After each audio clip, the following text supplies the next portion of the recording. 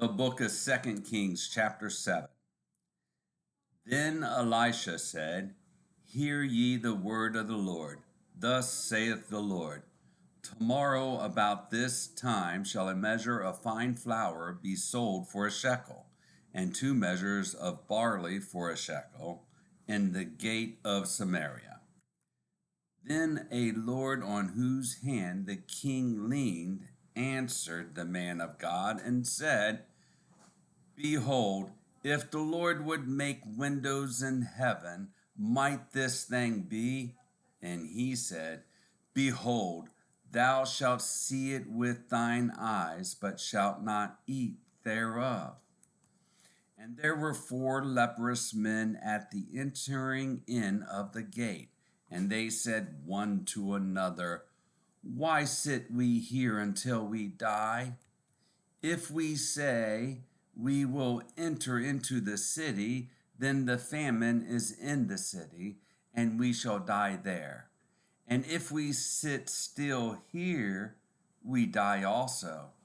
Now therefore come, and let us fall unto the host of the Syrians.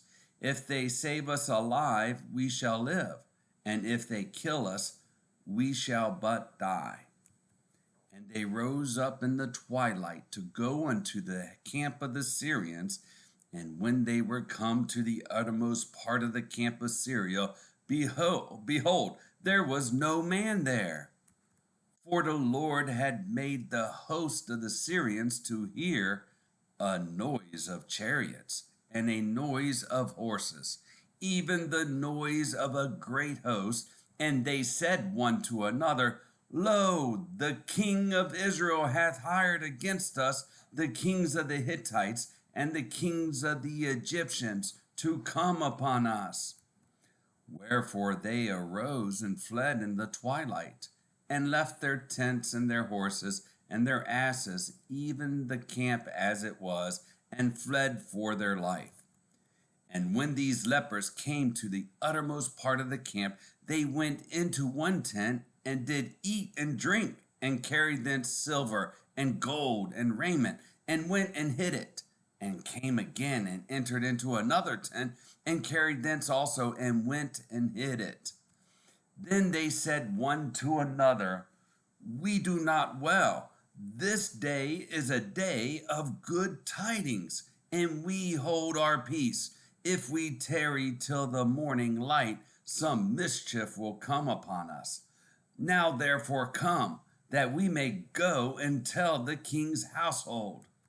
So they came and called unto the porter of the city, and they told them, saying, We came to the camp of the Syrians, and behold, there was no man there, neither voice of man, but horses tied and asses tied, and the tents as they were. And he called the porters, and they told it to the king's house within.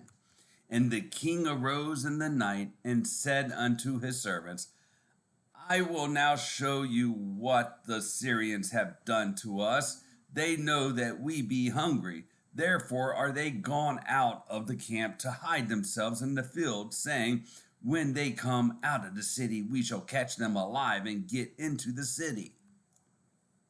And one of his servants answered and said, Let some take, I pray thee, 5 of the horses that remain, which are left in the city. Behold, they are as all the multitude of Israel that are left in it. Behold, I say, they are even as all the multitude of the Israelites that are consumed.